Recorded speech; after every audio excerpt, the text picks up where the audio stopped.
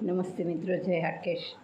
ધર્મ અને અધ્યાત્મની મારી યુટ્યુબ ચેનલમાં આપનું હાર્દિક સ્વાગત છે.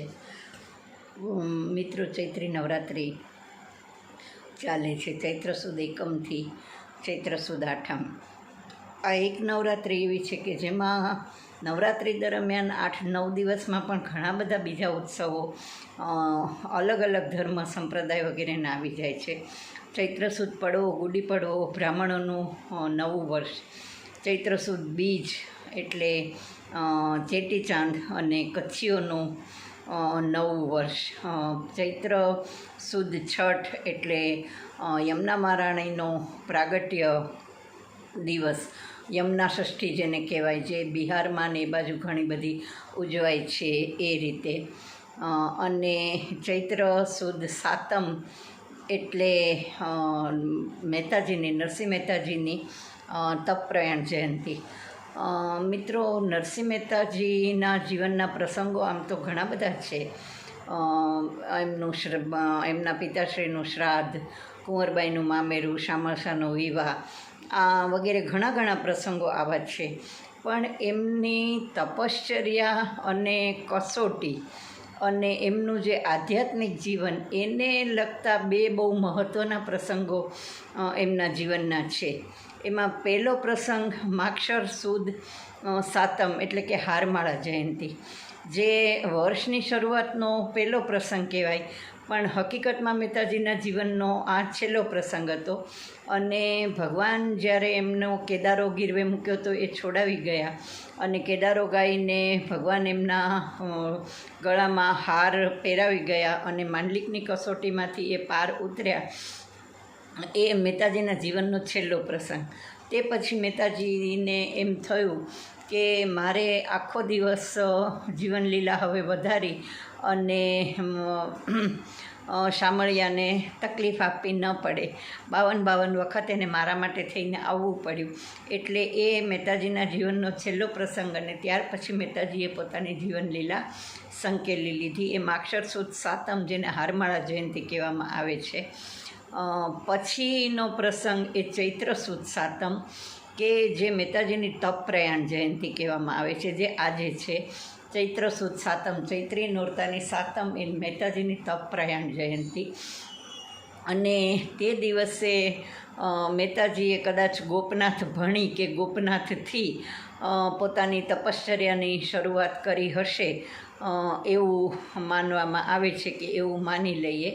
પણ એમની તપની જે યાત્રા છે એ ત્યારથી શરૂ થઈ. તે પહેલાં તો એ એક બહેરા મૂંગા અને અબોલ એવા નાના બાળક હતા. પણ એમની તપપ્રયાણની યાત્રા ચૈત્ર સુદ સાતમથી શરૂ થઈ. ત્રીજો પ્રસંગ તો વૈશાખ સુદ પૂનમ છે, જે એમની જન્મ જયંતિ છે. પણ આ બે પ્રસંગો બહુ મહત્ત્વના, હારમાળા જયંતિ અને તપપ્રયાણ જયંતિ.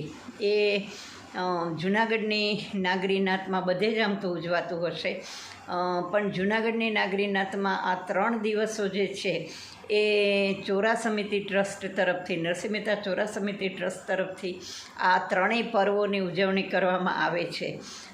સમગ્ર નાગરી જ્ઞાતિ હિલોળે ચડે છે એમ કહીએ તો ચાલે. આ પ્રસંગોની રાહ જોતી હોય આ દિવસની.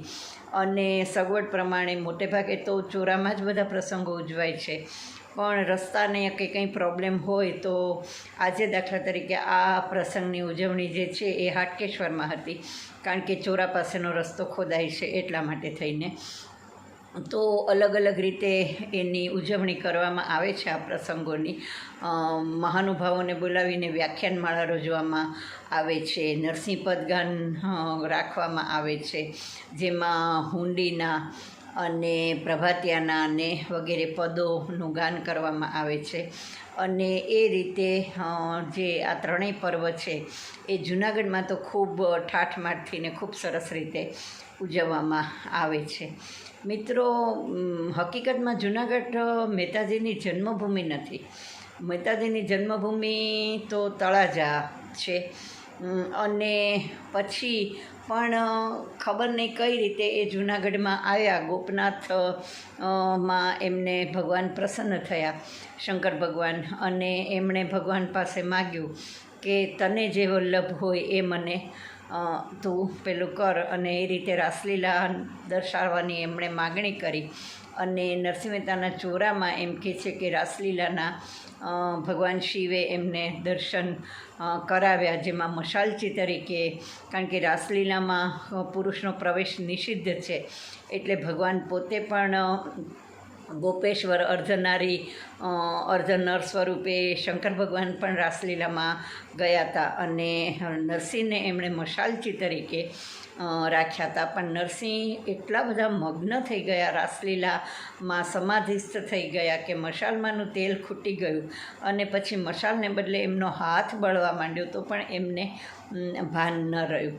એટલે એમ જોઈએ તો મહેતાજીને ના જીવનમાં 52 વખત જે ભગવાન આવ્યા પધાર્યા, એ 52 પ્રસંગો જે જૂનાગઢમાં બનેલા.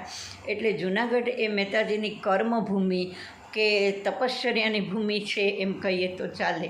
અને આટલા મોટા સંત કે આટલા મોટા અવતાર રૂપે જો જૂનાગઢને પોતાની કર્મભૂમિ તરીકે પસંદ કર્યું હોય, તો એનો અર્થ એ કે ગિરનારના, જોગણિયાના, દત્તના, દાતારના એ બધા વાઇબ્રેશન્સ ક્યાંક એમને મળ્યા હશે કે એમને આ ભૂમિ તપોભૂમિ તરીકે ને કર્મભૂમિ તરીકે પસંદ કરવાનું કારણ મળ્યું હશે. જન્મભૂમિ ભલે નરસિંહની જૂનાગઢ ન હોય, પણ એટલું કહી શકાય કે જૂનાગઢ, અને એમાં પણ જૂનાગઢની નાગરી જ્ઞાતિ એ નરસિંહને માત્ર ભજતી નથી, એ નરસિંહને શ્વસે છે. નરસિંહ એના શ્વાસે શ્વાસમાં રહેલો છે. દરેકને એમના મોટાભાગના પદ મોઢે હોય છે, દરેકને એમના મોટાભાગના પ્રસંગો મોઢે હોય છે, અને જે ઉમંગ ઉત્સાહથી નરસિંહમય થઈને આ નગરી અને આ જ્ઞાતિ જે માણે છે નરસિંહને, એ ખરેખર જૂનાગઢના વાઇબ્રેશનની એક અદ્ભુત અસર છે. ઘણી વખત ઘણાને એવા ટોન્ટ કે કોમેન્ટ કરતા જોઈએ છીએ કે મહેતાજી જીવ્યા ત્યાં સુધી તો નાગરી નાતે એમને બહુ હળધૂત કર્યા અને એમનો બહિષ્કાર કર્યો, અને હવે મરી ગયા અને આટલા બધા ફેમસ થયા પછી મહેતાજી અમારા એમ કહે છે અને મહેતાજીને ભજે છે. મિત્રો, આ કોઈનું ક્રિટિસાઇઝ કરવાનો કોઈ અર્થ નથી, પણ એક બહુ સાંકડી સમજ છે. અને સાંપ્રત સમયનો જેનામાં ભાન કે જ્ઞાન નથી, કે એને મૂલવવાની જેનામાં ક્ષમતા નથી, એ જ આ રીતે વિચારી શકે. અને આમ એને નાગરિક જ્ઞાતિ જનરલી ઘણા બધાને કમ્પેરિઝન, ઈર્ષા અને એનું પાત્ર બનેલી છે, એના પોતાના કલ્ચર, સંસ્કારો, રીત રિવાજો આ બધાને હિસાબે. એટલે આવા ટોન્ટિંગ સહજ સાધ્ય છે. પણ મિત્રો, એક વાત યાદ કરો કે આજે પણ આપણે જ્યારે નાત જાતને વાડાઓમાં આટલા બધા સંકુચિત અને આટલા બધા પહેલાં છીએ, અમુક વસ્તુ, અમુક પેલું આપણને ન જ ગમે. નાગરવાડામાં હજી પણ ક્યાંક આભડછેટ, અજીઠું, નવેણ આ બધું પાળવાનું છે. એ વખતે તો નરસિંહના સમયમાં, આજથી 600 વર્ષ પહેલાં આવી રીતે ભજનો ગાવા ને આવી રીતે આખી રાત વાસમાં પસાર કરવો અને એ બધું કરવું, એ બહુ સામાન્ય છે કે કોઈ જ્ઞાતિ સ્વીકારી ન જ શકે. કારણ કે નરસિંહનું જે લેવલ હતું, એની જે કક્ષા હતી, એ તો ઈશ્વરનો એમ કહે છે કે મુચકંદ ઋષિનો એ અવતાર હતો, પુનર્જન્મ હતો નરસિંહ રૂપે. પણ આખી નાગરી નાતની કે આખી કોઈ જ્ઞાતિની એ કક્ષા, એ લેવલ, એ સમજણ કે એ અવતાર ન જ હોય ને ન જ હોઈ શકે. આજે પણ આપણે અમુક વસ્તુ જે સ્વીકારી નથી શકતા, એ 600 વર્ષ પછી પહેલાં ન જ સ્વીકારી શકીએ, એ એક હકીકત હતી. અને એટલા માટે જે બીજું કે પરિણીત જીવન હોય, 2 બાળકો હોય અને સંસારની બધી જવાબદારી લઈને બેઠા હોય, અને તે વખતે માત્ર ને માત્ર ઈશ્વરમાં આટલી બધી શ્રદ્ધાને આધારે જ જીવન નિર્વાહ ચલાવવો કે જીવનનું ગાડું ગબડાવવું, એ પણ કોઈ સામાન્ય વ્યક્તિનું કામ નથી કે સામાન્ય વ્યક્તિના ની સમજમાં કે પહેલાંમાં ઉતરે એવું નથી. એમ માણેક મહેતીને પણ કેટલી બધી અકળામણ થતી હશે, એમને રોજબરોજનો જીવન વ્યવહાર નિભાવવામાં કેટલી બધી મુશ્કેલી પડતી હશે. શામળ શાહે બહુ નાની ઉંમરે લગ્ન પછીના દિવસે વિદાય લીધી. એમ કહેવાય છે કે મહેતાજીએ પોતે નિર્વંશ માગ્યું હતું, એટલા માટે ભગવાને વંશ આગળ ન વધવા દીધો. ને તાનારીરીથી તો પછી કુંવરબાઈનો વંશનો પણ અંત આવી ગયો. એટલે પછી કુંવરબાઈના લગ્ન, એનું મામેરું, એના જીવનની વિટંબણાઓ, પીડાઓ, આ બધામાં એક તદ્દન અભણ વ્યક્તિ, કોઈ કમાતી ધમાતી ન હોય એવી વ્યક્તિને સંસારનું ગાડું આવી રીતે ગબડાવવું, એ આજે પણ જો કોઈ કરતું હોય તો આપણી ટીકા નિંદાને પાત્ર બને છે. તો એ જમાનામાં જ્ઞાતિ માટે, કુટુંબ માટે આ બધું સહજ સાધ્ય ન જ બને, એ બહુ સ્વાભાવિક છે. એટલે તે વખતે પણ જ્ઞાતિ ખોટી નહોતી. સાંપ્રત સમય સંજોગો એમનું વર્તન બધું જોતા, કારણ કે જ્ઞાતિ આખી એમના લેવલની નહોતી કે ન હોય એટલે. અને આજે જે જ્ઞાતિ ત્યારબાદ પણ એમ કહેવાય કે ઋણ ચૂકવે છે. પસ્તાવો તો હું નહીં જ કહું, પશ્ચાતાપ તો, કારણ કે પશ્ચાતાપ કરવા જેવું નાગરિક જ્ઞાતિએ કંઈ કર્યું જ નહોતું કે કર્યું જ નથી. સાંપ્રત સમયમાં જે વસ્તુ સ્વીકાર્ય નહોતી એ જ્ઞાતિનું બહુ સહજ રિએક્શન હતું. મિત્રો, આપને ખબર નહીં હોય પણ મીરાબાઈ માટે આપણે જોઈએ તો જે રાણાના જીવનમાં ને રાજપૂતોના રાજઘરાનામાં ચિત્તોડ વંશમાં જે મીરાબાઈને કોઈ સમજી ન શક્યું ને ઝેરનો કટોરો મોકલ્યો ને બધું કર્યું. આજની તારીખે મેવાડા રાજપૂતોમાં, મેળતા રાજપૂતોમાં દીકરીનું નામ મીરા રાખવાની મનાઈ છે. કારણ કે સાંપ્રત સમય એવો હતો, આપણા દીકરાની બહુ આવા સાધુ બાવા સાથે રસ્તા ઉપર નીકળીને મેરે તો ગિરધર ગોપાલને નાચે ગાઈને તો આપણે પણ ન જ સ્વીકારીએ. તો એ વખતે રાજપૂત ઘરાના, જ્યારે મોગલોનું ને એનો આટલો બધો આતંક હતો, એની નજર આટલી બધી આપણી સ્ત્રીઓ ઉપર હતી, એવા સંજોગોમાં પડદો, લાજ બધું છોડી અને સાધુ સંતો સાથે આવી રીતે રસ્તે નીકળવું, તો એ કોઈ રાણાનો વાંક નહોતો કે એ કોઈ રાજઘરાનાનો વાંક નહોતો. મીરાને ન સમજી શકવું કે ન અપનાવી શકવા પાછળ એવું જ નરસિંહનું છે કે નરસિંહને જ્યારે નહોતા અપનાવ્યા કે નહોતા સમજ્યા, એનું કારણ એ હતું કે નરસિંહનું ને આપણું લેવલ એક નહોતું અને નથી. એટલે પણ જ્યારે એમના જન્મ વિશેની, એમના સાક્ષાત્કાર વિશેની, એમના પુનર્જન્મ વિશેની, મુચકંદ ઋષિ તરીકેના એ બધી સમજણ આવી, ત્યારે આજની તારીખે નાગરીનાથ એના માટે ખૂબ ગૌરવ અને ખૂબ જ લાગણી અનુભવે છે. અને નરસિંહ અમારા જૂનાગઢવાસીઓના શ્વાસમાં રહેલો છે. એટલે અમે આ ઉત્સવો ઉજવતા નથી, અમે એને શ્વસીએ છીએ.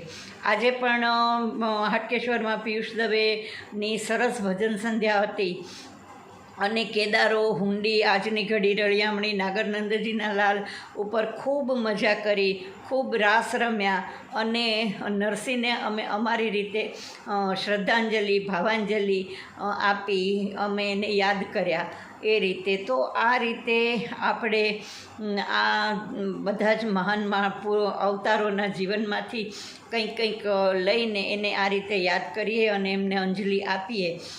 એ એક માત્ર ચૈત્ર સપ્તમી તપપ્રયાણ જયંતી ની એક પરિચય આપવા માટે કે એક સમજણ આપવા માટે, એના મહત્ત્વ વિશે સમજાવવા માટે જ આપની સમક્ષ હું આવી છું. આપને વિડીયો ગમ્યો હોય તો please like, share and subscribe it. આવા જ વિડીયોમાં આપણે ફરીથી મળતા રહીશું. અને આપ પણ આવા કંઈ જાણવા માગતા હો, કંઈ શેર કરવા માગતા હો તો મારી સાથે કરી શકો છો. મારો મોબાઈલ નંબર છે 94 280 14 8 23 9428014823. મળતા રહીશું મિત્રો ફરીથી આવા જ સરસ પ્રસંગોને યાદ કરીને. ત્યાં સુધી રજા આપશો. નમસ્તે, જય હાટકેશ, જય શ્રી કૃષ્ણ. Thank you.